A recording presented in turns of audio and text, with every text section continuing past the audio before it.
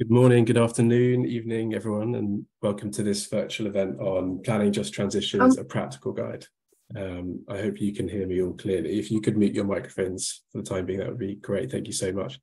My name is Hugh Seawright, and I lead the Climate Investment Fund's Just Transition Initiative. And thanks again for joining. We're really excited about today's event, as we're formally launching our latest piece of work, which we're calling the Just Transition Planning Toolbox. If we could move to the next slide, please, Alessandra. Over the next 90 minutes or so, we're going to firstly introduce the new tool, which will be followed by an absolutely blockbuster panel discussion and a Q&A discussion. We're lucky to have a really special lineup of experts today who are involved in a number of practical on-the-ground projects around planning for just transitions across multiple regions and countries. And a lot of their work's actually featured in the toolbox that we're launching today. And we're really delighted to have these speakers with us. Next slide, please. A few quick housekeeping items. We're keen to have a lot of engagement with you throughout the discussion today. So if you could drop any questions that you have at any time into the chat function, we'll pick them up in the Q&A session after the panel discussion. And we'll also have an opportunity to have direct interaction if you would like to unmute and ask direct questions to the panelists. That's an option. But in the meantime, if you could stay on mute, that would be much appreciated. Thank you. We'd recommend using the gallery view in Zoom during the panel discussion so you can see all the speakers. And then just a final note that we are going to be posting a recording of the event on the CIF website. Before I hand over to my colleague to run through the toolbox itself, I wanted to give you a little bit of context on the work that the CIF's Just Transition Initiative has been doing and how we've arrived at this point of developing the toolbox.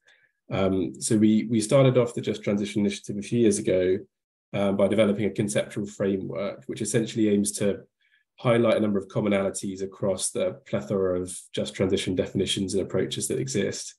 And the framework that we came up with, as you can see on the far left here, in a kind of abstract form, emphasizes two core facets of a just transition. Firstly, the meaningful inclusion of diverse stakeholders affected by the transition to a low carbon economy is absolutely critical. And then a second key component is that the gains and losses presented in the transition should be distributed in as fair a way as possible.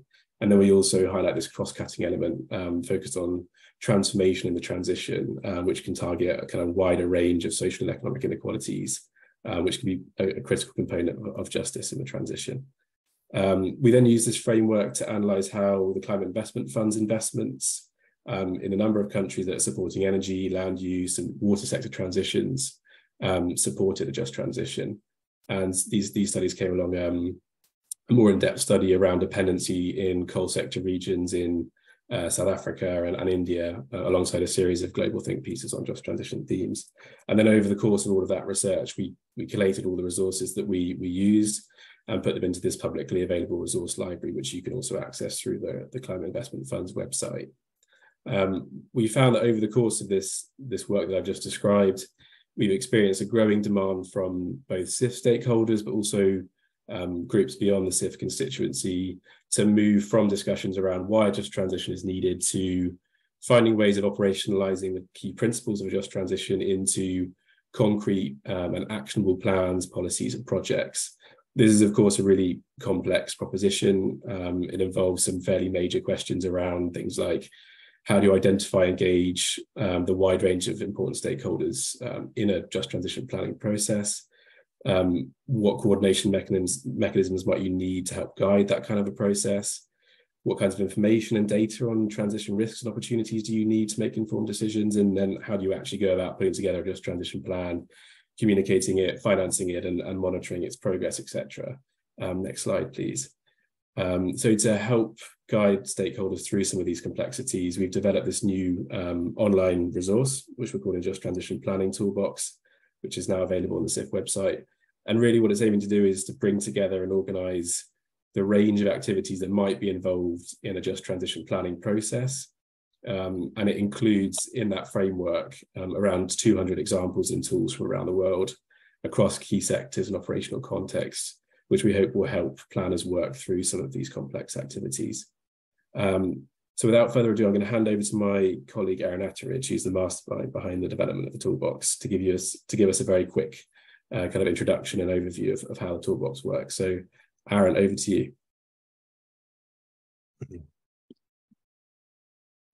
Thank you very much, Hugh. I'm just going to share my screen, hopefully the right one.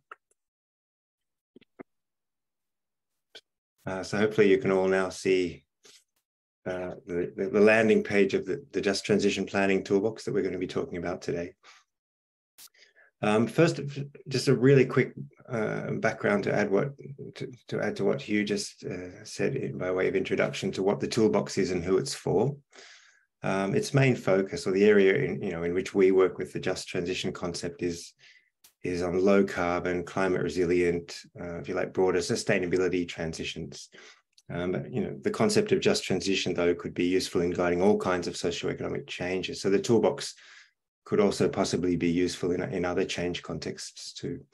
And it should become clear as you go through the toolbox that it's designed to help think through the many activities that together could make up just transition planning.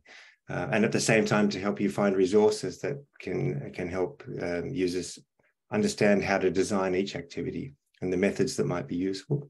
It's intended to be useful in all sectors, not only energy, which is where a lot of the just transition discussion has centered previously. And it's also intended to be useful in all world regions, in countries with very different socioeconomic contexts. You'll see that we've included examples and resources from all around the world.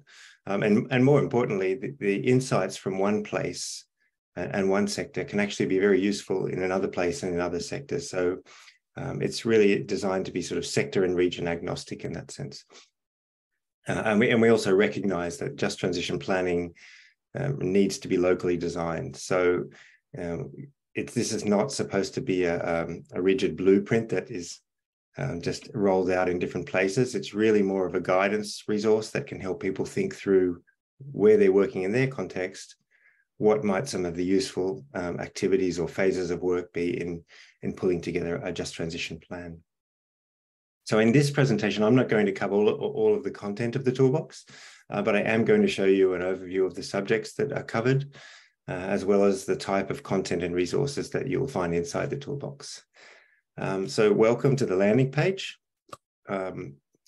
If you like, you'll see the URL link up the top if you want to grab a screen grab of that and then go off and explore the toolbox if you don't have it already. On the landing page, you'll see there are these 5 tabs, which are the entry portals for the 5 modules of the toolbox. There's an infographic map, which shows you what is inside each of the modules, so sort of a shortcut overview of the site. There's a search tool across the top, which allows you to curate or filter the content of the toolbox by geographic region and by sector. And there's also the option to download the whole toolbox as a PDF.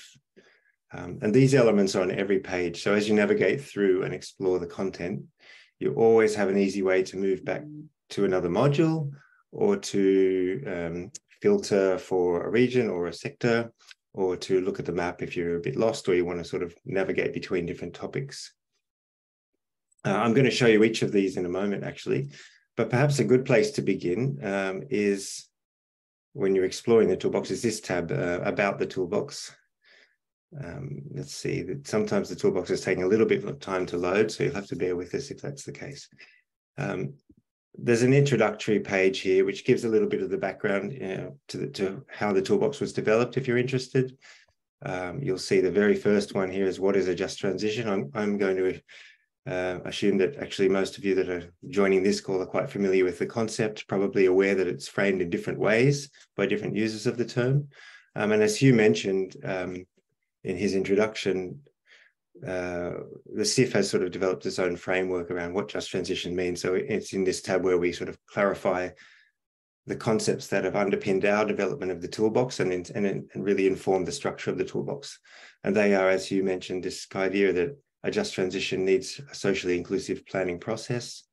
It needs to be thinking about how the benefits and particularly the costs or risks of transition are distributed and how those are going to be managed fairly. And then also there's this third element about how you might use the the window of change as an opportunity to tackle some of the sort of broader underlying inequalities, socioeconomic inequalities and vulnerabilities. And so those three themes that come from the Just Transition framework, if you like, the principles, they really sort of underpin the way we've organized the content on this site. You'll also see, if you wanted to, a little bit about how the toolbox was prepared. Essentially, we was put together through reviewing a lot of the conceptual literature on just transition. We looked at existing platforms and initiatives that are trying to support planning to see how they're structured, what kinds of actions they're defining as important to the process. We spoke with representatives from governments, from development finance institutions, from the International Labour Organization, civil society organizations, and different industry sectors. And so the result is really a series of activities that promote a socially inclusive process that help to understand how the impacts of transition will be distributed and to decide on options, assess and decide on options for managing these, and also to help us see how transition can play a more transformative role in tackling wider inequality. There's also here a tab, Where Should I Begin? That's because we developed a toolbox to try and sort of simplify or help people navigate what is really going to be quite a complex planning process. But even with an amazing toolbox, it's still quite a complex planning process. And we thought we'll begin with some, there's a section here which provides some orientation questions, which could be a useful starting point for some people to work their way into the content of the toolbox. So just to sort of begin thinking where you are in the process. But if I go back to the landing page, and then I want to give you here a bird's eye view by clicking on the map button. So as I explained, the toolbox is structured around 5 modules. The first is about mobilizing stakeholders into a socially inclusive planning process. So there's 3 submodules here. One about creating dialogue when there might not be much dialogue happening. One about establishing a coordination mechanism for transition planning. And one which looks at the sort of actual methods and approaches to engaging different kinds of stakeholders in the planning process. The second module is about defining vision and objectives. So again, it has 3 submodules. The first highlights really the importance of creating narratives about the transition. So what might change, where and when, which is important because in the context where we've been working, I think it's common that many of the stakeholders who might be most affected by change actually unaware of the types of changes that are coming. So it can be really helpful to start sharing information, sharing different perspectives about what might change as the basis for bringing more people into dialogue. Other submodules in that second module include activities to understand the background context and the step of actually defining the vision and the principles that are going to be used to guide the planning process. Perhaps the densest module in the toolbox is the third one, which explores the different kinds of analysis needed to understand the employment, social, economic, and environmental implications of transition. And I'll show you more of that one in a moment. The fourth module is about devising the strategy. So that is using all the information from the previous modules, from the previous activities, and using the trust and the engagement of stakeholders that hopefully has been built through the process. Putting together a coherent framework or action plan, a just transition plan. So this module talks about the different levers that can be used to manage social impacts, employment impacts, to address the environmental legacies of industries like coal mining or unsustainable agriculture.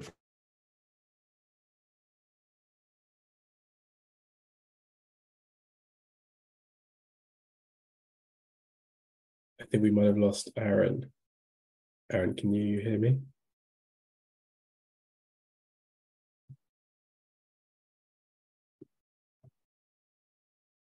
Alessandra, have you also lost Aaron? Just checking, it's not on my end. Okay, all right. It's one of those days, I fear. We have a number of internet issues.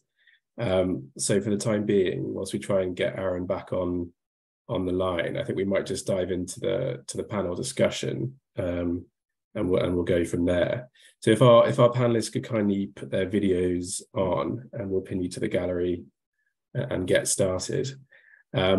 I would just encourage you at this point, I know we haven't gone through the toolbox in its entirety, but if you do have any questions already, please do drop them in the chat, and we'll come back to them after the panel discussion. Thank you for your patience. So perhaps I'll start off by asking if Neha Sharma can hear me, because she's our moderator. We've had a few issues today. Neha, any good?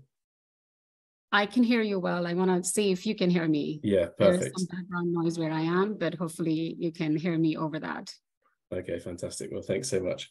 So I'm just going to introduce our panelists quickly, then I'll hand over to Neha. So Neha Sharma is going to moderate. As I say, she leads the Evaluation and Learning Initiative at the Climate Investment Funds, under which our Just Transition work sits. And so Neha oversees the delivery of all of CIF's learning laboratory mandate, delivering evidence-based learning that informs CIF's investments and the wider climate action community. Delighted to introduce Andrei Bahovitz. He's the CEO of the Climate Strategies think tank. It's a research policy network that coordinates research and dialogue on implementing just transitions in developing countries, among many other things. And the Climate Strategies provides a secretariat support for the European platform for coal regions in transition. Also delighted to introduce Jessie Burton. She's a senior researcher in the Energy Systems Research Group at the University of Cape Town and a senior associate at the global think tank E3G. She's a specialist in coal and electricity markets and energy and climate change policy in South Africa. She was a member of the secretariat of the Just Energy Transition Partnership in South Africa. We've also got Mariana Alfonso, who's a sector lead specialist at the Climate Change and Sustainability Division of the Inter-American Development Bank, where she's the focal point to mainstream climate change mitigation and adaptation into the social sector's operational and analytical program.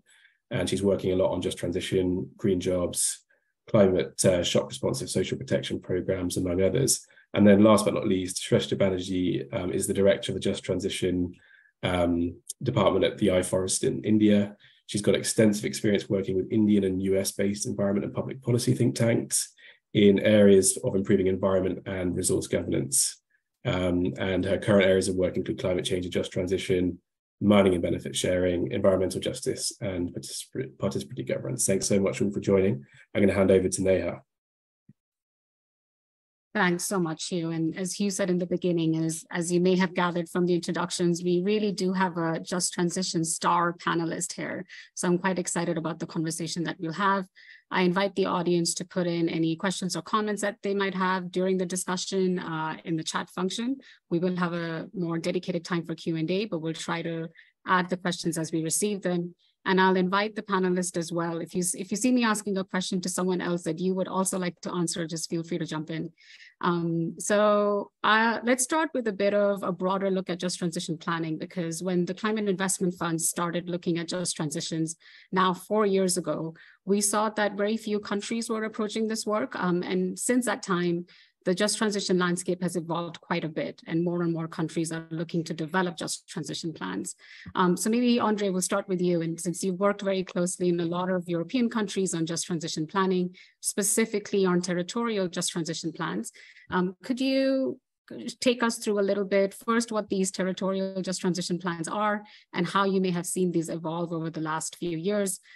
Has something changed in what just transition means to countries? And of course, I've asked you specifically about your experience in Europe, but feel free to give us a broader answer about your broad experience.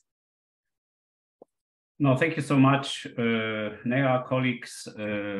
Thanks for this kind invitation. It's really great to be here. Great to see. I think I just am seeing 100 people. You just crossed that magical threshold. So congratulations, and congratulations on the toolkit or toolbox, which I must say is probably one of the best or most interesting read I've seen over the past few years. And I think the biggest reason, sorry, I mean, it's not going to be only complimenting. I mean, I'll have some sort of suggestions as well, but is that it's really tries to capture all kinds of viewpoints, right? Because very often the just transition publications are like, okay, here's my party line, here's my, I don't know, lobbying position. And you're trying to sort of almost like own the definition. And here you acknowledge that there is, you know, a variety of views and so on and so on. Also, I want to just say, Neha, yeah, I will say a few things about Europe, but I actually, when we had this preparatory call for this panel, I actually realized that your panel made me truly reflect on the just transition space. So I will obviously touch upon Europe, which, as you say, we are involved heavily in the EU co-regions work. But just to give like this broad picture, I feel exactly the same what you guys feel, which is like 5-6 years ago, the topic was almost non-existent. Of course, I mean, there were lots of work that could have been classified as just transition, but this topic with such prominence, with so many actions, resources, country actions is 5-6 years, and you wouldn't even believe that the very EU that is very often references sort of the best example. The co-regions in transition started 5.5 years ago only, right? So that was the moment where the EU realized we need to have better integration of co-regions, collaboration, and then 2000 is the just transition mechanism with the dedicated just transition fund. So it's just only we all have only started, right? So basically, one message is nobody should feel, oh, I am so much behind. Nobody's behind here. And I think that is really important. The other thing on planning, I realize also that we have now, and actually that's why your toolkit is really super helpful. We have now, I think, a little bit of overflow of information, right? I mean, there are big gaps in everywhere, right? And especially sort of countries in the global south. But sometimes it's like the more toolbox to toolkits I read, the less I feel I know, right? Because on one hand, there are so many interesting detailed experiences, but then the question is always how much replicability it is. And I had this thought, we need to employ AI for this, you know, how to, because it's sometimes just a tiny little detail in one specific context that is replicable. 90% of the stuff is not actually, right? So you could end up always writing big case studies, right? Hundreds of pages. And that's why I appreciate that this toolbox is not doing that, right? Just tons of paper of various examples. But then at the same time, if you try to be global, then you risk repeating trivia stuff like anticipate and tra-la-la, you know, like, which everybody says, I know that, but why isn't that happening actually on the ground? So, basically, I don't know whether this is helpful, but I just thought that to be now effective driver of just transition, effective planner, you need to be really, I think, quite selective, right? In terms of how you pick examples from countries, from regions, and how do you sort of make the general observations, statements, recommendations, and stuff like that. So it's actually quite a tough job to be successful, right? If you're faced with, I don't know, the big transition challenge. And I mean, back to your question now on the EU, I think EU is actually quite an interesting example just because of the recent journey and the pace in which everything happened, right? So within 5-6 years, the big coordination of every region that is coal or carbon intensive also, there's dedicated budget line, and the territorial just transition plans, which, you know, this is, I think, a topic for a separate seminar. But essentially what happened is that there was this dedicated line agreed as part of the European Green Deal.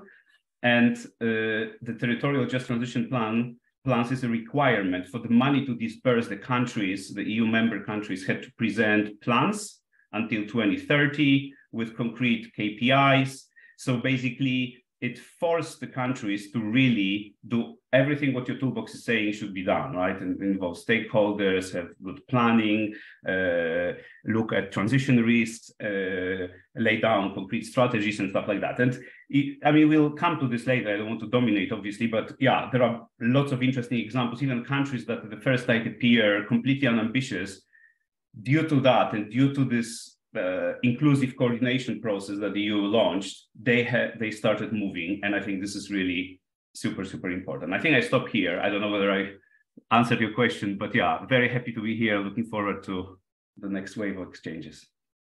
You gave us already a lot of topics to touch on, so thank you so much for that, Andre. I do want to tell the panelists that we are accepting compliments on the toolbox. So if you want to follow suit, we welcome this. No, I'm just joking, of course. So Mariana, just turning to you and looking at the context in Latin America, what Andre shared with us about the vastness of conversations, of actions required, the difficulty with replicability, and how just the just transition conversation has evolved over time. Is this relatable, and what are you seeing as the key big things that are important to Latin American countries when you think about just transition? So good morning for me, and good afternoon, evening, and for people who are joining all over the world. And thank you for having me here and the IDB being part of this panel, and to the fellow panelists this morning. And also I compliment on the toolbox. I had the pleasure of reading and commenting on the earlier versions of it. And I'm very grateful to see that a lot of our examples and comments were incorporated in what's been launched today. But basically, at the IDB, again, we're as everyone else, we're kind of relatively new in the conversations of just transition. We are in the process of finishing the framework document that highlights the key just transition challenges for Latin America and the Caribbean, analyzes how just transition is being included currently in the region's climate policies and strategies, and presents a set of actions that governments in the region could take to ensure that the transition to net zero is just and inclusive. But when we look at the region, we know that Latin America will have to go over major transitions in several key economic sectors, not just energy. So we're not only looking at energy, but also forestry and land use, agriculture, transport, waste management, are other sectors in which we have to be cognizant that transitions are going to be happening. And these transformations are going to have important impacts in terms of employment and skills, households, regions and communities, the fiscal stability of the region, and the political economy. So for example, we know that jobs are going to be created, substituted, eliminated, transformed, redefined, and projections by the IDB joining with the ILO, we estimated that the region, Latin America and the Caribbean, could gain 15 million net jobs from promoting net zero economy instead of the current following current trends. However, none of these jobs are going to be necessarily distributed equally among workers with different skills between men and women, and will also depend on where they are geographically located. So definitely there's a need to understand the employment dynamics that are going to happen in the region. The second part is that the transition is going to impact households either positively or negatively through changes in prices of energy, food, and mobility. Like, for example, food and energy spending as a share of total household spending ranges from 32% in Mexico to more than 53% in Argentina. So households could be severely impacted by the transition. So another key consideration is just to anticipate these price changes that could affect low-income households to ensure that the burden of potential temporary higher cost of living do not necessarily unfairly fall on them. Communities strongly tied to carbon-intensive industries are also going to face challenges. This is what they were discussing earlier about the European Union. So some communities that are highly tied to fossil fuels are going to be impacted not only by the decrease in that sector, but also by the entire regional value chain. So in that case, we need all to understand what are going to be these consequences, and coming with policies and investments that can mitigate these negative effects and diversify their economy and attract other type of businesses. A major point in many countries is that the transition is going to affect fiscal revenues. Right now, for example, we estimate that more than $3 trillion in oil royalties and more than $200 billion in natural gas royalties are at the risk of disappearing by 2035 in the region. And this is not going to affect fiscal revenues overall, but when we look at the way resources are being spent from these royalties, is that a lot of these revenues go into social spending. So for example, in Colombia, 11% of royalties from gas and oil were assigned to the education sector in 2018. So what we need to think is about how this reduction in fiscal revenues is going to affect spending in social investments, social spending, social programs, and to come up with alternative sources of funding and building new revenues, public revenue streams. And lastly, countries that are embarked on decarbonization efforts, and we learned a lot from what has been happening in the European Union, for example, can face backlash if there are not adequate alternatives provided to mitigate the negative financial impact that households, workers, and communities might have. So basically, we need to have a deep understanding of the political economy and engage productively with all the actors involved in this process. So the good news is that we looked at the region and reading that there's a loss of, are you hearing me okay? Okay, perfect. So the good news is that the countries in the region have started to address just transition within their short-term and long-term climate planning. So we did an analysis of the regions and nationally determined contributions on long-term strategies. And for example, 42% of the region's MDCs and 50% of the region's LTS reference just transition. And Argentina, Chile, Colombia, Costa Rica, and Uruguay explicitly mentioned a commitment to a just transition in their updated NDCs. But again, there's a lot of room for improvement. There's a lot of room for continued working, upstreaming policy in the region to incorporate just transition considerations as the regions continue to update NDCs in the next coming years and start preparing long-term strategies in the future. Thank you. Thank you so much, Mariana. And the universe of issues that you've covered, I hope we're able to pick at least on a few of them, such as jobs and fiscal revenues and the impact on household incomes as this conversation progresses. Aaron, I see that you're back, but we'll have you come back in a little bit and have you share your screen again. But as you're listening to the panelists, maybe you can reflect on how the toolbox covers some of these issues as well, and we can hear from you then. But I wanted to move to Shrestha, who's done a ton of work with iForest, particularly at the subnational level. And I'm going to invite you, Shrestha, to speak a little bit how that subnational picture in India has evolved. And then Mariana mentioned political economy, which is, of course, a big factor. Has Shrestha dropped or, oh, there you are. You just moved on my screen here. So I'll invite you to speak a little bit about your experience at the subnational level and then reflect on the political economy question that Mariana just brought up. Thanks, Neha. And, you know, I just felt sitting in this conversation today that we all have been talking about this since 3-4 years. And I know many of you since this time I started working on it. And we're still, it's a pleasure to, you know, connect. On subnational development in India, I think there has been a considerable move from the time the deliberation on just transition started in India. Since the time in 2020, actually, we did the first report on just transition.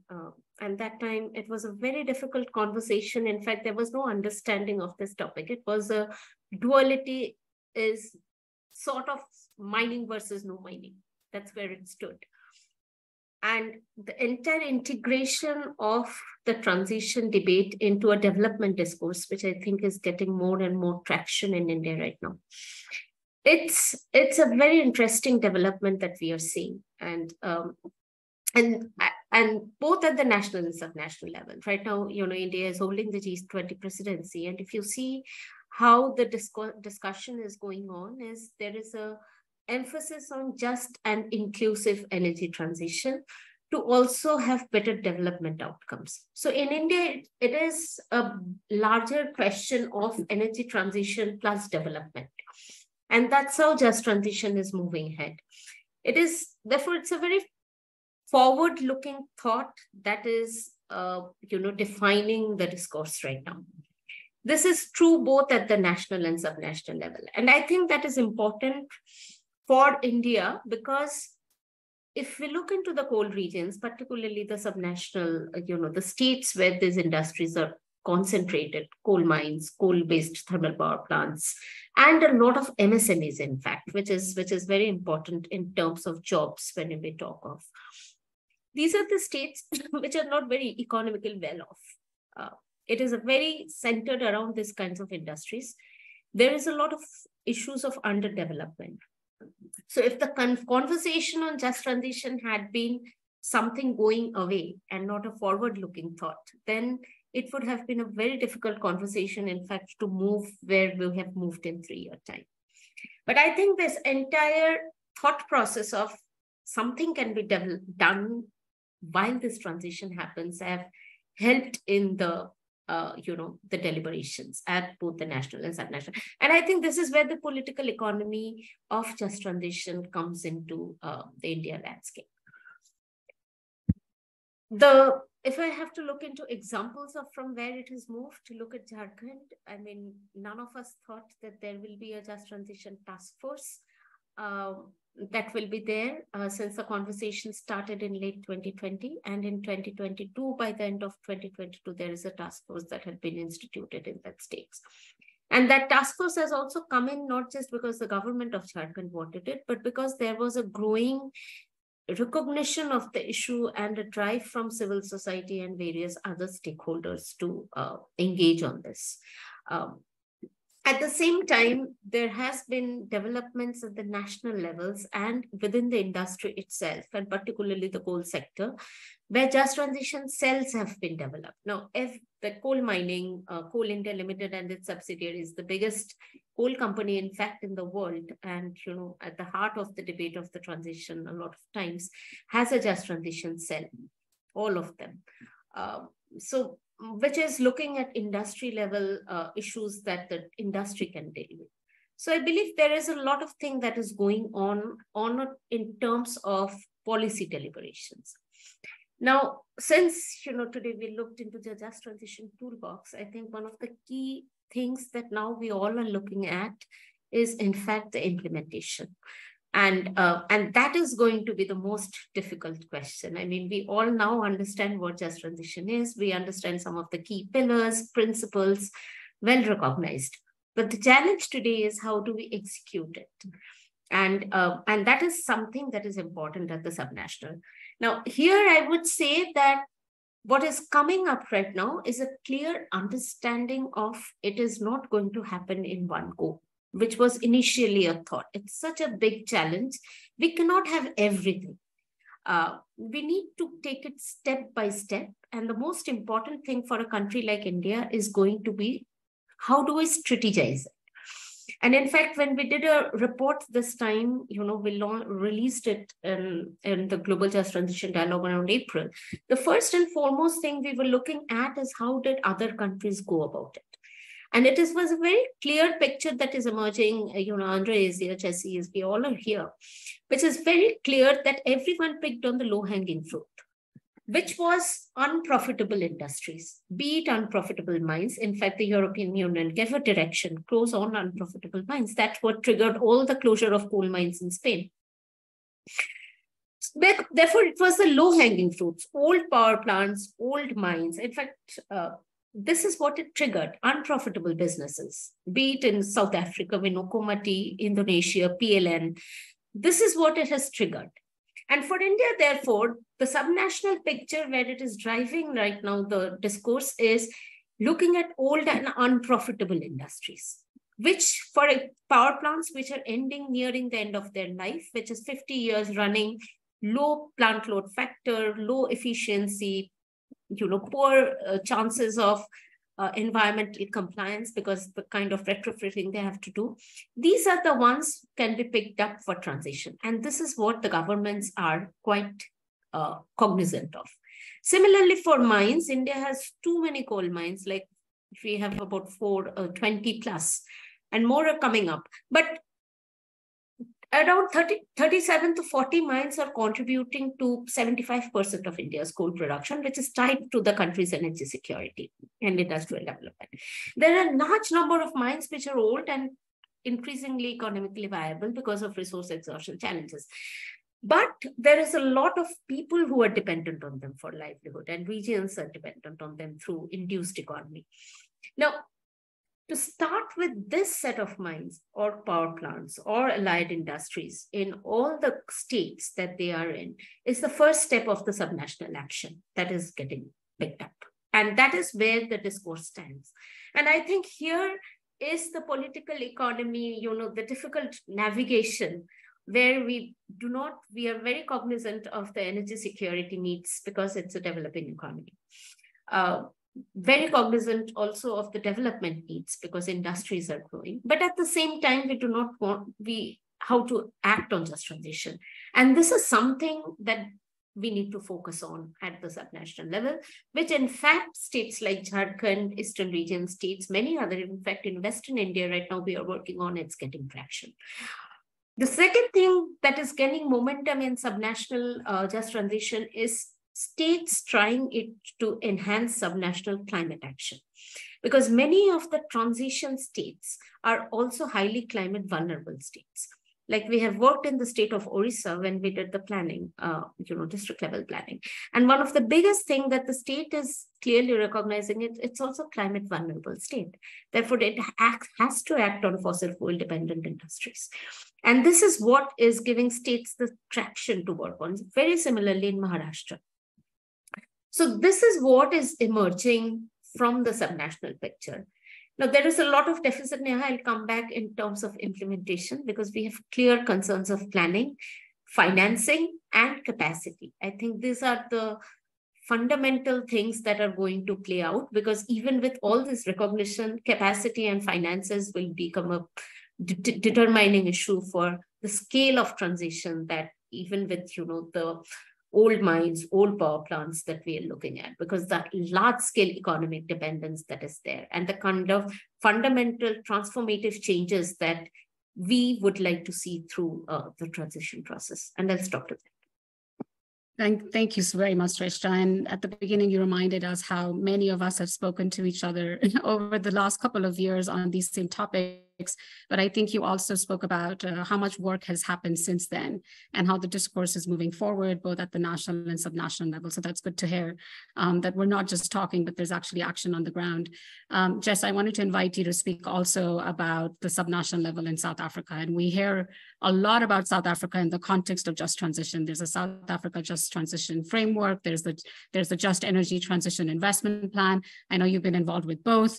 But could you reflect a little bit, particularly inviting you to speak a little bit about where Shrestha was going with the development concerns here. And in South Africa, these are quite dire, particularly in terms of, say, unemployment and regions like Mpumalanga that will be very impacted in terms of the impacts of a transition away from coal. So what kind of activities are happening in the provincial level to manage these risks? What has your experience been in South Africa? And what is the connection between what's happening at the national level to this provincial level planning that's required? Sorry, I think I added 10 questions in that one intervention, but feel free to pick the parts you feel like responding to. That's fine. You can intervene and tell me to answer bits I forget on the way. So for people not familiar with the South African context, I mean, we've had this very long-running discussion around just transition here. It's been in our climate policy since 2011, and it's actually grown and become more socially ambitious and more progressive and more developmentally focused over time, I think. So if you go back, in the beginning, it was just little mention of green jobs, for example. And it's expanded into something now that is really about like a big developmental vision for the country in the context of climate. So there's social ownership and there's, addressing the physical impacts of climate change and across sectors. And coal, of course, gets a lot of attention, but it's not just about coal. And so we kind of went from 2011 with this small emergence around just transition through a large visioning process run by the National Planning Commission, which was really looking at kind of general pathways and vision and ambition, which later turned into something housed in the Presidential Climate Commission. So the PCC is a multi-stakeholder forum for looking at just transition and climate change.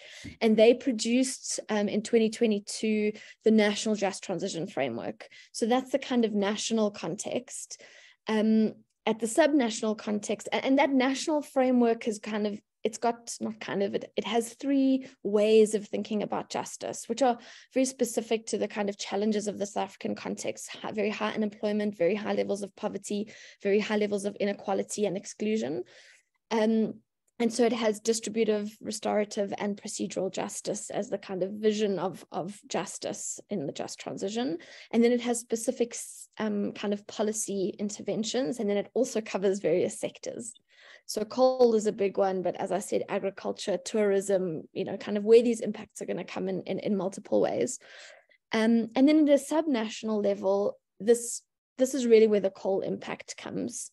So Mpumalanga is kind of where almost all of the coal in South Africa is mined and burned, and so very heavily concentrated risks. But you're also not starting at a level of justice. So you're starting in a situation where, although there have been champions pushing just transition on the ground in Mpumalanga now for many years. And in fact, we're ahead of the national a little bit, because Mpumalanga started looking at their own phase 1 just transition plan in 2020 before the national one was there. But they're really in a place now where you're in the specifics of closures. So we've had the first coal plant closure because it's a very old plant. You've got mines closing all the time and some new ones opening, but you're getting some slowdown in that industry at the moment. And so it's kind of the rubber's hitting the road now. And the question, I think, when you get to the subnational level is like, how do you actually do development well, which is kind of what just transition is, but with a climate lens on it, where your municipalities are in a financial crisis, where they aren't able to provide clean water already, where they aren't able to provide energy or, fix the roads. And you go to these stakeholder engagements in the area, and what people bring up all the time are kind of the basics of governance, safety, security, health. Of course, it's exacerbated by the coal plants, and Eskom's got challenges around complying with air pollution laws. And you also have a situation where coal mines and coal plants are providing a lot of they're actually stepping in where government has left gaps over many years. So they do waste or water treatment in these areas, they provide health services. And so for national, you've got this huge challenge coming. You have to do economic diversification, but what economic diversification? Where do you get the money from? How do you borrow if the perception of you is that you're a very risky investment? And in South Africa, you also have some challenges, and this may be the same elsewhere, I'm not sure, for other speakers, where the mandates in our constitution mean that particular parts of government can only do certain things. And so a lot of this falls into municipalities. The other parts of things that are kind of unfolding on the ground there is run by Eskom, who created a Just Energy Transition Office. And that JET office has been very concerned with trying to understand kind of what are the social impacts, what are the economic impacts of these asset closures as they come. Sasol, who's one of the other big emitters, they've also set up a JET office. And so there's there's movement, but we've had a lot of talking. And I think in some ways, we've spoken enough, but in other ways, very particular kinds of procedural justice haven't been met, or stakeholders are not feeling like they're being heard. And we've got an amazing vision. It's so progressive, it's so socially ambitious, but getting into that operationalization is where you are now, and you start to hit all of these challenges, which are no different, I think, than the challenges developing countries have often been facing for 50 years or 100 years. But it has become a kind of a rallying cry that people can organize around. And kind of post that national framework, we've been involved in this JETP, this Just Energy Transition Partnership, which produced an investment plan as well, which kind of gave expression to some of those national that national vision in some specific ways for Mpumalanga. So what do we do about mine closure? What is the worker transition program that you have to put in place? But you've got to now build that meat of governance. You may have a plan and an idea about the programs you need and an idea about the kinds of projects that you're going to need, but you have to, what is the social protection mechanism? Like, how do you get support to workers? What is the skills program that you build out in a place where, many children in South Africa, 80% of children can't read for meaning in grade 4. So, kind of building that next phase of operationalizing things, I think, is going to be really, really important and challenging. And the scale of it, of course, is going to become more and more challenging. Thanks so much, Jess. And more than once, you brought up that procedural justice angle to this. Before I go to Andre, because you've been nodding away as the other speakers were giving their remarks, and I wanted to ask you why.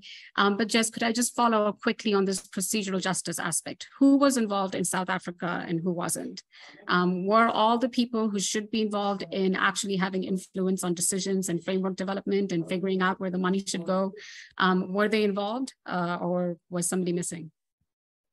So South Africa's got a very long running, ever since the end of apartheid, we have something called NEDLAC, which is a multi-stakeholder forum. So it's a practice here to have multi-stakeholder forums to discuss policy changes and policy interventions. What has happened, I think, is there's been a lot of high-level conversation. And in fact, in the past, a lot of the stakeholder debate was dominated by fossil fuel interests, who were really about slowing down, saying this isn't going to happen, or we don't need to happen too quickly, rather than engaging people on the ground next to a given asset that's going to close around their vision for the future and the discussion around, this plant might close in this year. What are we going to do together about it? Because this is the other challenge. When you have uncertainty about closures, which is what is happening now, we're in a huge energy supply crisis. So there's discussions about now keeping some of the plants that were scheduled for closure on for longer. You create, it creates a lot of uncertainty and fear and mistrust in people.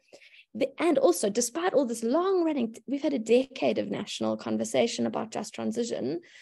You only have to mess it up once with a community next to a plant for it all to kind of get infected by that.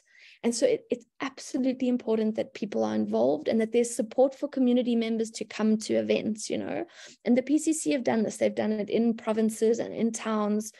And of course, there'll always be a drive from people to say there needs to be more discussion and more and more and more, and not to actually do anything. But you do need to take people along with you in that. And it's extremely slow and it's time consuming, and it requires a huge amount of effort. Thanks so much, Jess. And of course, we appreciate the difficulties with participatory long procedural processes that require participation of multiple stakeholders, but the value that it brings. Andre, you have your hand up. Please go ahead and intervene. And I'll also invite you to share a little bit about what you're seeing as several of the distributional risks were highlighted. Which ones resonate most with your experience in? No, thank you. And sorry, I hope I'm not ruining your master plan of the panel chair, but I thought a bit of interaction, especially when you hear, and I know, Aaron, you still have to finish your presentation, but hopefully it all makes sense. So I wanted to just react on 2 points. One is this operationalization that Jess just mentioned. And, that just reminded me, we have this, my home country, Poland, there is this region, Eastern Wielkopolska, very progressive, the lignite region. And the person there is being involved, who is lead of the Regional Development Agency, is being involved in the subject since the beginning. And I think textbook example of how you should run this. And one day we had to chat over coffee and he said, look, I involved every stakeholder possible. I'm still stuck. So basically, it's almost like it's not enough, right, to have proper process, nice body, everybody at the table, because then there are still some things missing. And again, this is just back to how challenging it is. And another thing, Stretched, I like your exact thing, and I think this is something that people coming from the global north have to realize. Sometimes those grandiose examples from rich countries are kind of, as you said, there is no financial feasibility, no economic feasibility. We are closing this and we are like, oh, wow, we are gurus like this. We at Climate Strategies are running a project on oil and gas transition in the North Sea. So Norway, this is really a great example, right? In Norway, there is the saying that talking about oil and gas phase out is like cursing in a church, right? So basically some countries in the global south saying why is Norway not doing that, right? Because there is, and no political party there is even, thinking about it, right? There's a consensus that, basically this should continue, right? That's how the economy is built. So I'm just, I fully agree that to do transition in such a case, right? That's a real challenge compared to cases that are sort of lost from the financial perspective. I just wanted to pick up on this. And maybe, Neha, sorry, just last thing you said about you asked a question also, right? Sorry. Yeah, I was asking you about distributional risks. Which ones are you seeing as the most prominent? Are you seeing distributional impacts? Are you seeing a focus on employment? Are you seeing a focus on economic diversification? What are some of the risks that you've been seeing emerge, or have these evolved as well in the conversations over the last few years? Well, I think, well, this is maybe a general statement that,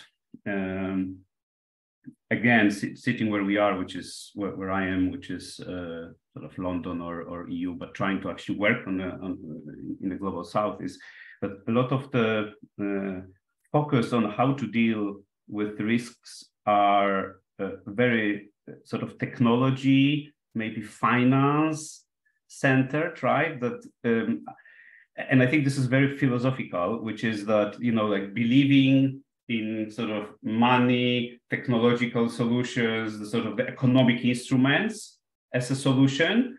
And I think the social side is very often, it's less sort of, less trendy. I don't know how to even say that, you know, and that's why I think dealing with energy sector, and I know energy is key, the biggest sort of contributor to pollution, all of that. But very often we deal with energy because, yeah, again, here's a big shift to renewable. It's such a sort of trendy topic, whereas talking about agriculture, land use, is sort of left to experts, left to sort of specialists. And I think the emotional side, the cultural side, the sort of human side, and I think there are lots of risks that are much harder to quantify than the sort of a curve of, I don't know, technology uptake. So I think this shift in mindset that we need to do very often in how we deliver that. And I think objectively quantifying the sort of the social impact is harder. But yeah, I think we have focused too much on the I call them hardcore, but it is for this discussion, those easy to quantify risks. Thanks, Andre. And you're when you first intervened, you spoke about AI, and for the reason that you just described about technical versus more adaptive problems, I'd say let's not use AI for now. But thank you so much for that. And I'll actually use the question that you were posing to us and to everybody here, and in terms of where do the resources come from? And I'll invite Shrestha and Mariana if you have any input on where should the resources come from. Shrestha, I know you've done some work on, for example, district mineral funds and like other areas of revenue that could be used, but do you have some suggestions on where the money should come from? So we'll ask Shrestha first, and then we'll go to Mariana. Yeah, so Neha, you know, the point is, in fact, one of the work right now we are doing is to at least estimate the cost of just transition, like, because the discourse right now is very much on the means of financing. We are talking of MDB reforms, we are talking of, you know, various sorts of mechanisms to finance transition. But the fundamental question is, how much will it cost? Even at a very local, at the district level, if I take one district as unit. And this is some work we have been doing now for the last about a year, and we are coming up with a report based on 5 in-depth district studies and then extrapolating that to a cost of India. But still we left out some of the parameters, but looked into the fundamental costs that it will incur. For example, you know, proper land repurposing of coal mining, repowering of thermal power facilities, economic diversification costs, some of it, labor support, which is a big one, and some sort of social infrastructure investments. But there are many other costs. And in fact, we have not gone into the simultaneous requirements of developing infrastructure of green industry and green energy that will happen. That is, we have not built up. And it is in trillions of dollars. Now, the question is that therefore the resources required for supporting just transition is actually will require, it is not going to happen just by, you know, a public sector entity or a private sector or sort of that. It is going to require very strongly international cooperation. That is definitely something on the cards. But some sort of local level funds can work as enablers, which we can call as the seed money. For example, what you just mentioned, district mineral foundation funds. this is an opportunity to support some of the just funds like this. District Mineral Foundation, just for the knowledge of the audience, it is a money that is contributed by mining companies as a, I would say, as a welfare fund to support local communities whose livelihoods and lives have been impacted by mining, which has come in the past. And it is not just coal, it is any minerals for that matter. Now, today, and the kind of mandate for this District Mineral Foundation funds to be used in is basically, healthcare, education, livelihood, skill development, and all of that sorts. Now, all of these are also very much in sync with when we think of what will a just transition investment require. It is also social sector investments because we need to build resilience of these communities. Fundamentally, I think education is a very, very important one because you do not want to have the same set of informality and not people being able to choose what they want to do, restrictions on mobility where they can get absorbed, all of this. So fundamentally, investing in foundational skills and education will be key. And then creating alternative or livelihood opportunities, economic diversification, because no one sector can really support the scale of transition we are looking at. And definitely not renewable energy because jobs will go down. So the point is that the kind of economic diversification that we are looking at, skill development, some of these can be supported by local level funds by District Mineral Foundation. That is one set of resource. But that is very little seed money because we also need to realize that it is tied to mining happening. So this money will only come in till certain economic activities goes on. So as it slows down, the money will also slow down. In fact, there is right now a very encouraging discussion. We got the internal standings. District Mineral Foundation is being thought of to be used to support livelihood in areas where minerals are getting exhausted. It is a very, very important development that might come up. That's one important part. But the other part is also there is a convergence of funds that is available with states. Because states, what Jesse mentioned in some way, in India also, there is a division of things that the central government is responsible for and the state governments are responsible for because the way of the country's constitution is. And many of the social sector investments, industry development, all are very much in the hands of the state government. And there are a lot of funds that are there in various amounts, but if you pool in those resources, they are all targeted towards this kind of activities. Therefore, convergence at the state level of various resources that are available can help to secure this. And in fact, one of India's latest, it is still to take effect, but there is revision of labor laws that has come in 2020 labor codes. And there is a social security code that is speaking of developing social security fund at the national level and the state levels. Now, one of the things we have been now talking of in our writings and reports and engagement with the government is, can we have a just transition fund dedicated, which can come as contribution through various companies or welfare programs that are already there, which can dedicatedly support just transition measures. And this is something that is also that can be done. The other thing I think for India will be very important is private sector investments, because without the private sector and the industry getting into it, the kind of resources that is required is never possible, because they can play a huge role in not only supporting welfare investments, like for example, coal mining companies paid through a lot of healthcare facilities, education facilities, roads in these areas. So restructuring of these industries will be important to keep on those investments going on in many ways. But at the same time, I think the industries can play a huge role in investing in transition of workers by re-employment, reskilling, training. And one of the big sectors which right now is getting a lot of traction in India and many parts of the world is the automobile sector transition, which will be fundamentally a transition in countries like India, which will be driven by industries. This is a sector, unlike coal mining or power, which is not government dominated. And for sectors like this, the private sector investments will play a key role. In fact, private sector investments are required everywhere to create jobs. and then the international community. And I think India is taking a little pause here to get into, JETPs and all, because for very reasons also, like to see what the costs. And when we talk of international financing, one of the key reasons, in fact, we all know from South Africa that we also need more grants.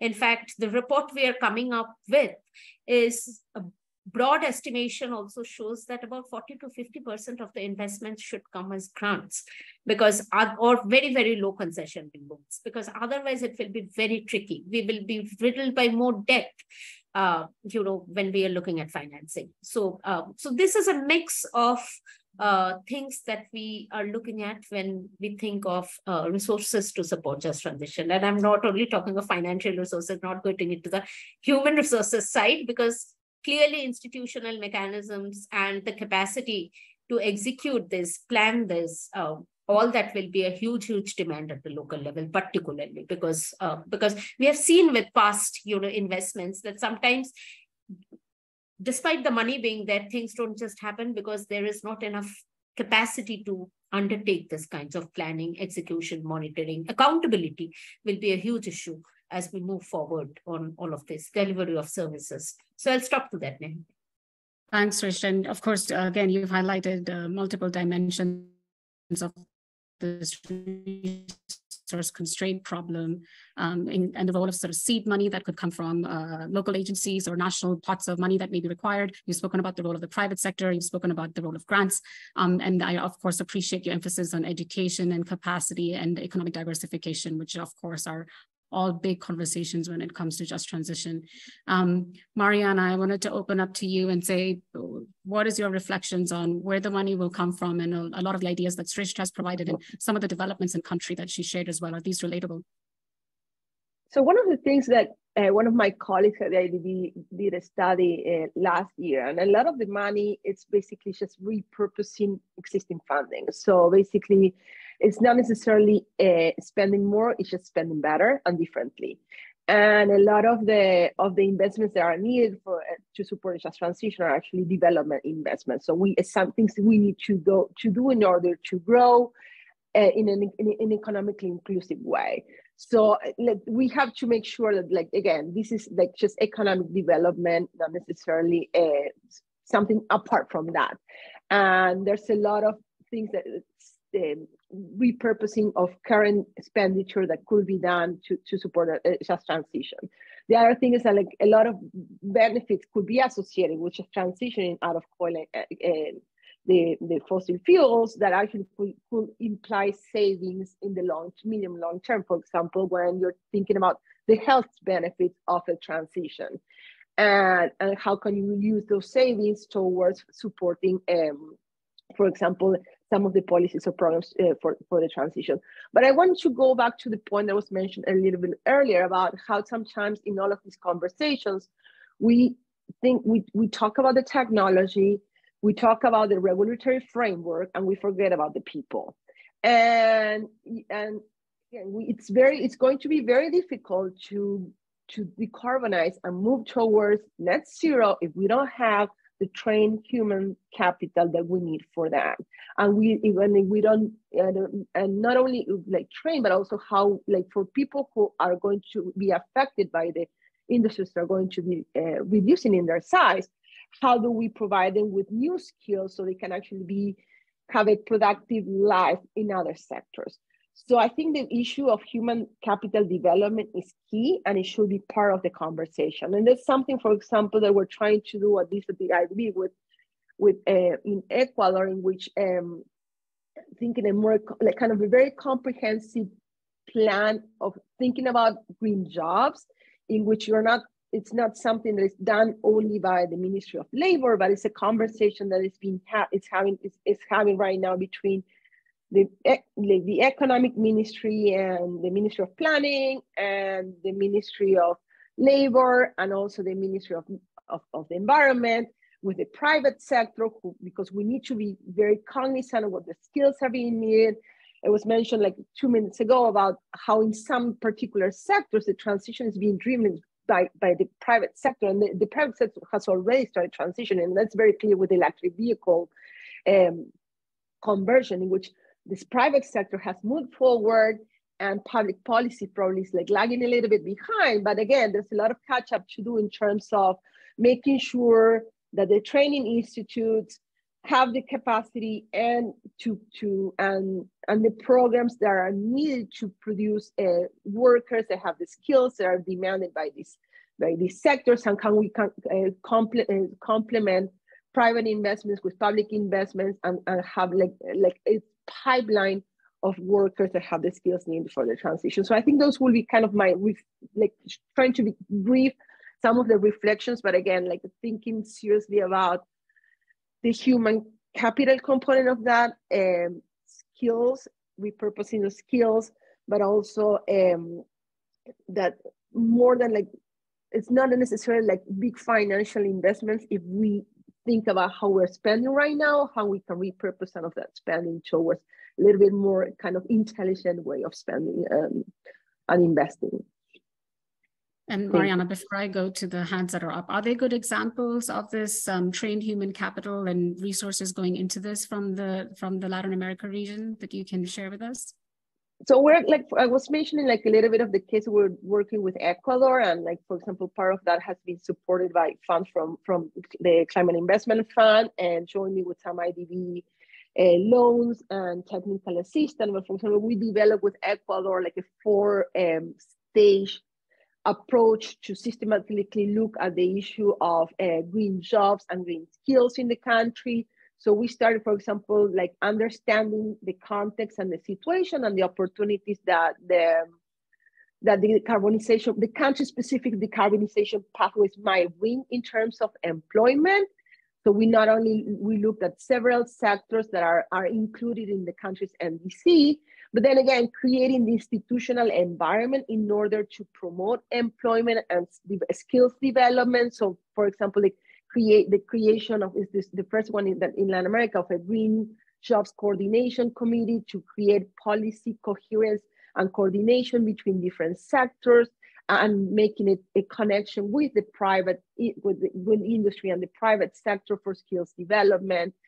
And the other thing that, for example, is like coming together with the private sector to develop and implement guidelines for hybrid training offers, and that we're actually currently piloting right now in the water sector and on the agriculture sector. Again, not the traditional transition sectors, but there are sectors that also need to transition, and like to come up with a framework for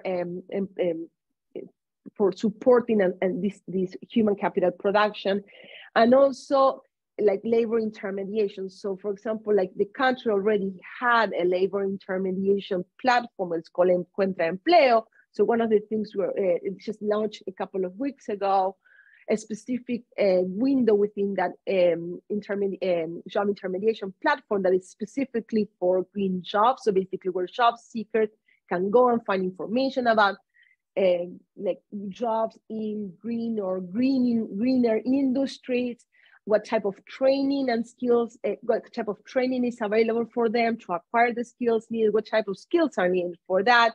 And basically the kind of a meeting point between job seekers, job offerers, and training centers, so we can actually, we all are talking about the same things at the same time. So this is one, for example, one particular example of some work that we've been doing in one country in the region that is actually kind of the pioneering moving the green jobs agenda forward. But this is something that we're also we have with also another helping Colombia with another grant from CIF, and to also start developing this type of institutionality for green jobs and working in other countries through different type of financial instruments we have at the multilateral development bank, like the IDB, where we have, technical cooperation funds, which are kind of donations in a way, and investment grants, but also like policy loans or investment loans. Thank you, Mariana. And I'm going to, Aaron, when you speak, if you can share whether this is already in our toolbox or something for the future that we're going to put in once IDB has something to share. I do know that the legal assessments that iForest had developed, that Shrestha peripherally spoke about, and the South Africa Just Transition framework are part of our toolbox. So maybe Aaron can show us where they're sitting. Andre, over to you though. Are you going to speak about trained human capital, or was it something else that? Well, actually, no, yes, but also the finance, because, you know, this exactly reminded me. And, you know, all the big, well, I think MDBs, you guys are in the same group, but also EU, US, right? It's when you pledge billions, then usually the billions need to be spent very shortly. And, you know, this is the kind of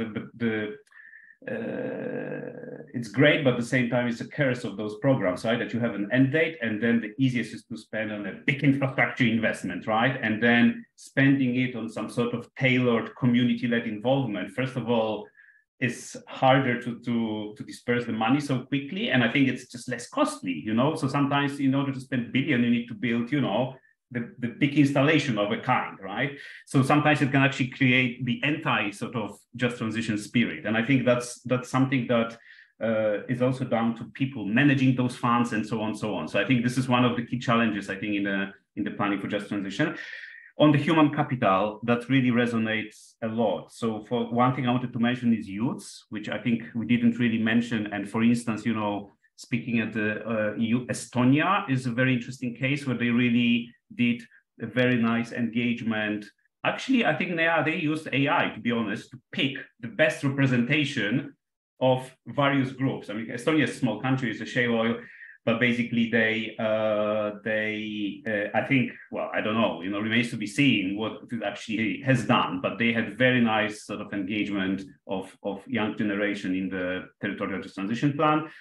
And one last thing, because also we work also in the Global South, we have this South to South Just Transition initiative. And one example which I really liked, which is sometimes we say like, oh, there is no existing skills or body of work on just transition, but sometimes the stuff is there, has always been there, it's just labeled differently. And for instance, the example we have in Lao is that there is actually quite a body of work on risk and benefit sharing. Right. So when the just transition, we arrived with that topic, initially people were like, okay, well, it's new, but actually, well, it's not new. It was just maybe a sub issue, or it was almost the same, but branded differently. So we should also remember that, yeah, we started in that context 5-6 years ago, but it's being probably forever in one way or the other present in various, you know, parts of policy making or other stakeholders. Thank you. Thanks so much, Andre. And sorry, I didn't mean to sound so judgmental on AI. We actually have a pilot project that we're doing on green skills and skills mapping, where we're using AI along with our partners, EBRD. But thank you for sharing those points of view. What I wanted to do now is pose two audience questions to you. And while the panelists are thinking about this, I wanted to pass to Aaron, because Aaron, I know you've been patiently listening, but I'm sure you have a lot to say in addition to finishing the presentation that you weren't able to. So I'll give you a chance to pull up those slides as I pose these questions to the panelists and give them a chance to think about it. So I'll come back to this for a quick response from you after Aaron's presentation.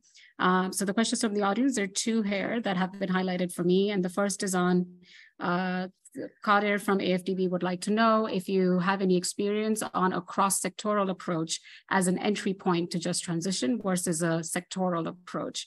And what would be a good practice in this regard? So we spoke about how just transition is not just associated with the energy sector, but multiple sectors. So is there a good approach to that? Javier would like to know if there's room for experimentation and learning in the just transition plans, including on unintended outcomes or interventions in a drastically changing world. So I think especially this last one has given us the topic for a future webinar. But if you had any thoughts, I'm going to come back for quick responses on these 2 points. But for now, Aaron, over to you.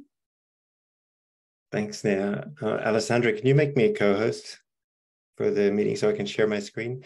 I didn't know what happened before. I'm really sorry. I think what happened was the universe kicked me out because it realized the panel discussion was going to be way more interesting than looking at some slides.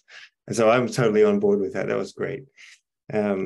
I'm not going to go pick up where the presentation left off. I think it's what I would do though is try and just pick up on some of the issues that people were discussing and show you where they might sit in the toolbox, just to kind of hook the discussion back to the purpose of this toolbox in the first place. And I think like the reason we developed it, it's supposed to, there were so many really important and difficult issues discussed in the last hour. And I think that the purpose of the toolbox is partly to help people who are thinking about just transition planning to see those things from the beginning, to understand all those challenges, to understand the different needs. So one function of the toolbox then is just to get people's head around that complexity, to sort of see them, not issues siloed, but to sort of see them all as part of the same challenge.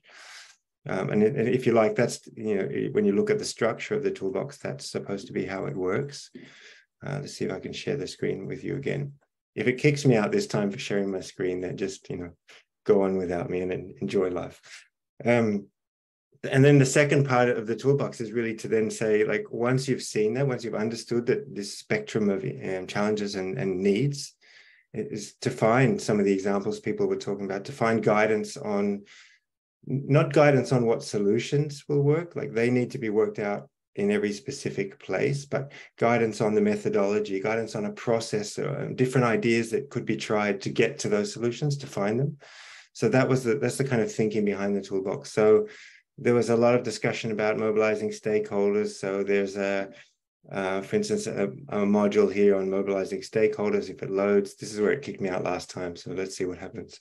If it loads, you know, you get a bit of a sense that there are sub-modules here. There was a discussion about the political economy, and, you know, how in some contexts it's really difficult to even get transition planning happening. That's certainly the case where I sit in Australia in relation to the coal industry. And I know it was mentioned with Norway, oil and gas. So, you know, the very first module here is about creating dialogue. How do you get dialogue going when there's nothing happening? Because without that, you're not moving anywhere. You're looking at different engagement strategies and methods for different groups. So there's, you know, if you dug into this section of the toolbox, you'll start to see a bit of a description about how you think through which stakeholders might need to be involved. So identifying and engaging different stakeholders, government, private sector, workers, landowners, indigenous communities, youth. And in each of these modules then, if I scroll down, sorry, it's probably a bit quick, but if I scroll down, you'll see they're all built around a series of examples. So you can have a look at in this particular module and see, okay, the Cultural Mediators Program in Costa Rica is about a model for working with Indigenous peoples in sort of planning processes. So the toolbox, if you click on an example, the toolbox will open up a new tab. It will give you a bit of a summary of that specific example, and also a link to find out more information if this seems like something that you want to find out more information about.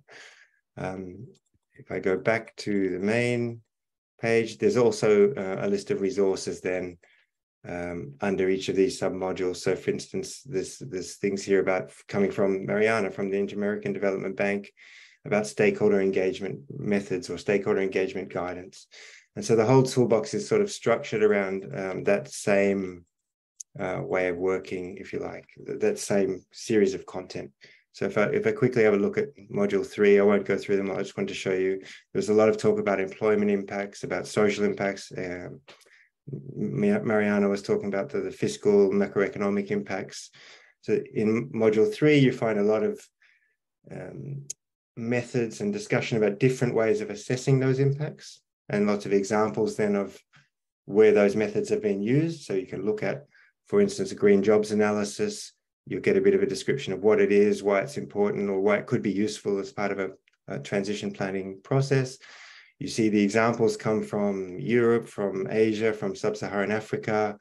And again, you can dive in and look at a green jobs assessment in Nigeria, for instance, and look at the methodology that was used to understand how that might work where you work.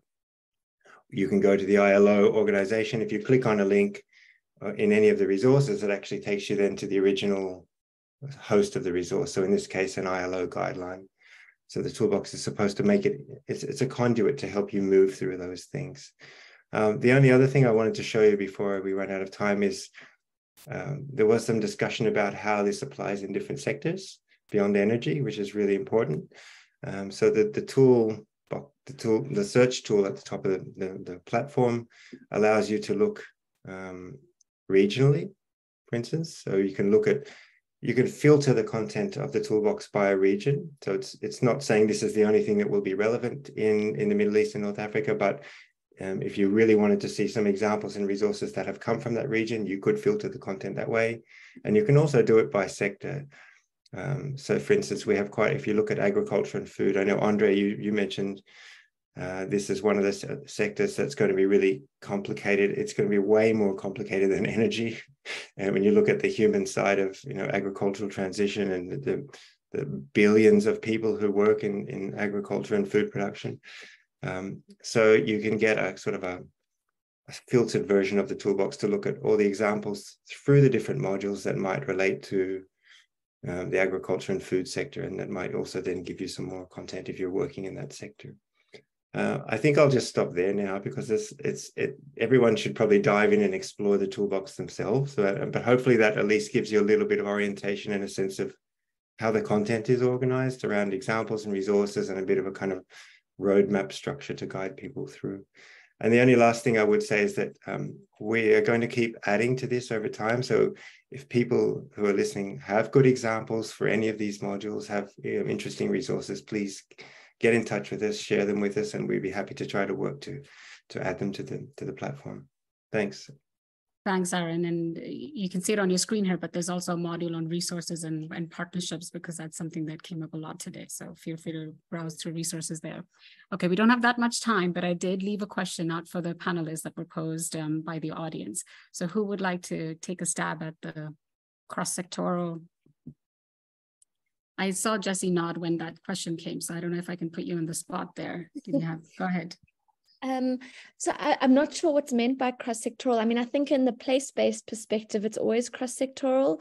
There's always a little bit of desire in energy communities to want to stick with energy, I think. But again, this comes back to the specificities of each place. In Mpumalanga, we actually have quite good renewables. So it might make sense to repower our coal plants with renewables. There's lots of grid. There's good reasons to maybe invest in that. And that might be very different to another place. But kind of what I see emerging is that people can look, to me, Just Transition is a symphony. You have all these different people playing instruments, and you need them all to play in harmony. And there's some people can look in depth or in sectors, or they can look horizontally across a whole, the energy sector across the country. But very few of the projects and programs can do all of them at once. And the one place where this does happen is more place-based or at a project level. But where I see a lot of risk is also that we sometimes have really innovative project ideas that are trying to do 2 or 3 new things, but they struggle to get financing. They seem too risky. And there's an added layer where I think some of those cross-sectoral aspects need to happen in this kind of meso level of planning, where they're not quite projects, but they're not quite vision. And that's really tricky. And that's where everyone is kind of focusing their attention now a little bit in South Africa, or trying to. I think there's a lot of focus on projects. And at that level, you might have more of that kind of interesting cross-sectoral integration of things. Eskom are trying this at Komati. They're trying to do different things. They're trying to do manufacturing using some of their old parts of the power plant. So it is possible.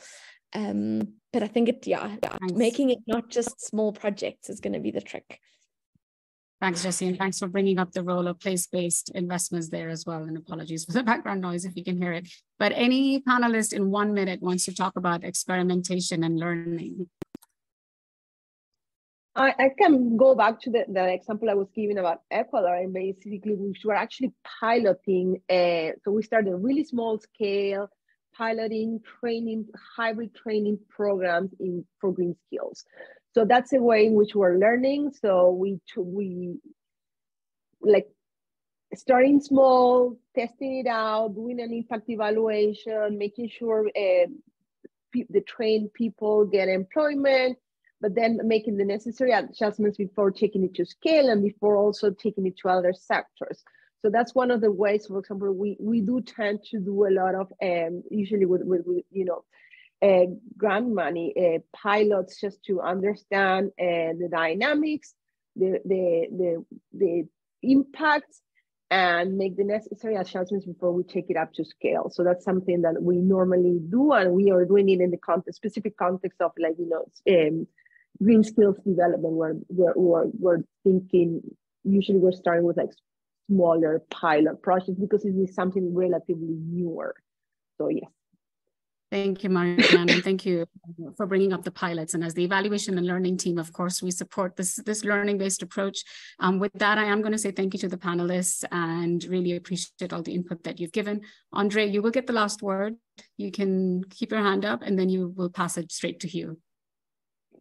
Okay, sorry, I didn't want this to be a last word, but just on this experimentation, and maybe that just is a nice concluding thing, which is, I really like how you put emphasis on the stakeholders, and we have seen that, and Jason was involved in that project that we did on coal transition worldwide.